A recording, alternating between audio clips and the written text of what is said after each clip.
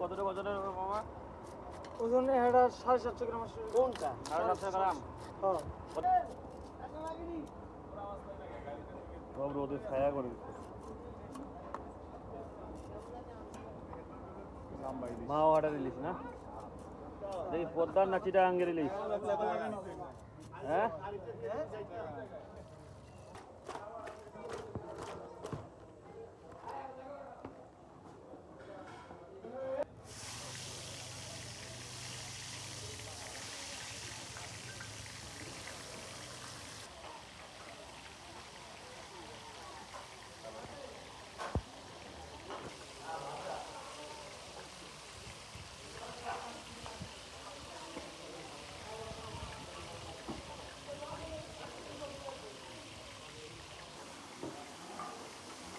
মাছটি সব একবার উঠাই দিলে গরম না।